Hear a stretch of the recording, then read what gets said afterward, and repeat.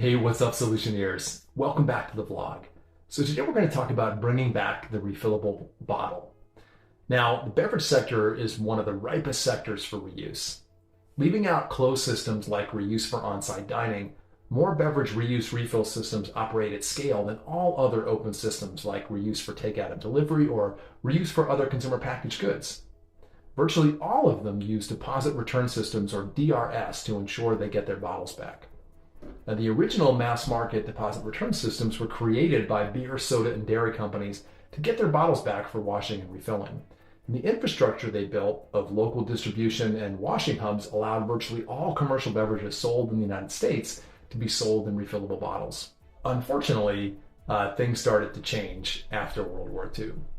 Extraction companies like mining, paper, and petrochemical corporations, which had fueled the war effort, furthered their partnerships with consumer goods, fast food, and beverage companies.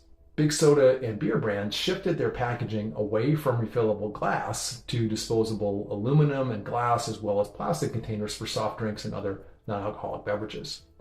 Then they eliminated the deposit on these containers. And not surprisingly, a significant amount of beverage containers ended up in the environment as litter, which prompted the development of what we now call bottle bills, which are mandatory deposit return systems requiring beverage companies to take their bottles back for reuse or recycling and to ensure that they won't be littered. Now, environmental advocates eventually succeeded in passing bottle bills in 10 states, but unfortunately, these bills haven't proliferated beyond those states, nor have these systems brought refillable bottles back yet. Now, other countries, however, beer, wine, soda, dairy, and bottled water companies have continued to operate and in some cases expand their refillable beverage supply lines. In Germany, for example, 82% of beer is sold in refillable bottles and 99% of those bottles are returned for refilling. Overall, over half the beverages sold in Germany are in refillables. In Ontario, Canada, 84% of beer is sold in refillable bottles. In Latin American countries, refillables account for 27% of sales in Mexico, 54% in Colombia, and 24% in Brazil. In Asia, China has 22% of their beverages sold in refillables. In Vietnam, it's 31%, Thailand's 20%, and India's 34%. On the African continent, in Nigeria, 43% of beverages are in refill. And the Philippines have the highest national rate, where almost 60% of beverages are sold in refillable bottles.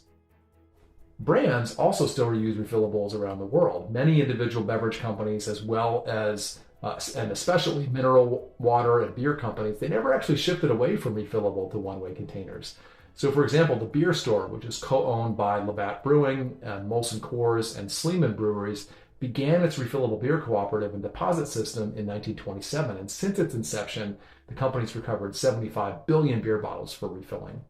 In 40 markets, 25% of Coke's products today are sold in refillable bottles, and currently refillables account for 16% of Coke's total market sales. And they've recently pledged to have 25% of their product in refillable packaging by 2030. In Oregon, 10 of the largest breweries banded together to create a refillable packaging system with the Oregon Beverage Recycling Cooperative, which is the primary service organization for Oregon's bottle deposit return system. Now, the co-op owns the refillable bottles and leases them to the brewers at a price less than single-use glass and aluminum cans.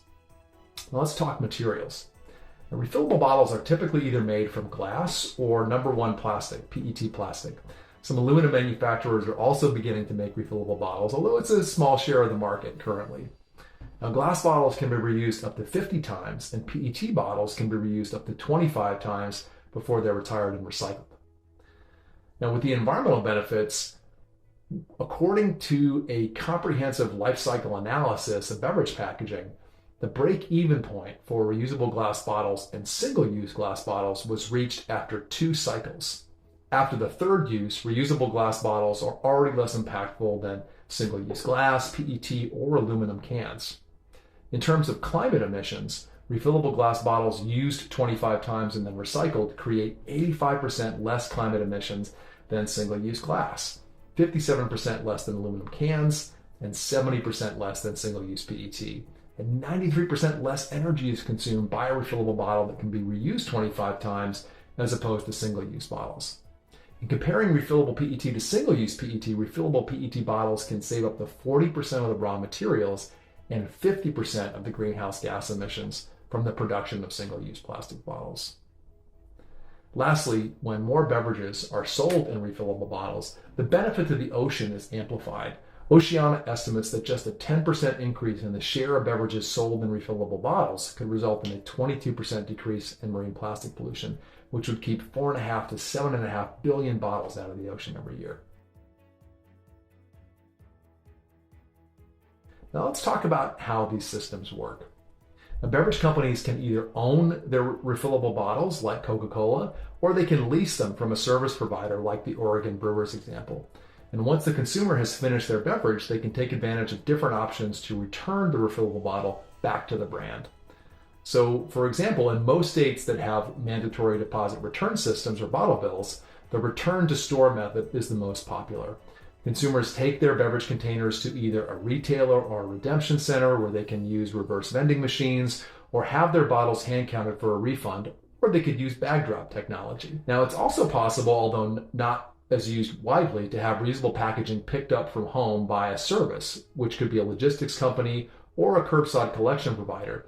For this model, modifying existing infrastructure will be important, either through incorporating reusable packaging into curbside collection for recycling or by adding milkman type bins outside homes and apartments where logistics companies can pick up the reusable packaging as they drop off new products. Once the bottles are collected from the consumer and sorted at recycling facilities, they are returned to the bottling plant where they're put on a washing line. And after the bottles are washed, sanitized, and dried, the clean bottles are refilled on production lines whose speeds match those of the one-way bottles. So in conclusion, every time a consumable product is sold in a reusable package, the extraction and waste cycles stop. Forests remain forests, plastic pollution ceases, landfills and recycling supply chains are not needed, and with the increased attention on Scope 3 climate emissions from brands, the emissions from a value chain not directly owned or controlled by the company, plus the potential for cost savings once the infrastructure is built, refillable packaging is making a comeback. Just 4 companies account for over 40% of sales in terms of revenue for the enormous non-alcoholic ready-to-drink market. These companies have the ability to change the overall beverage market, which means that increasing refillables is achievable in the near term.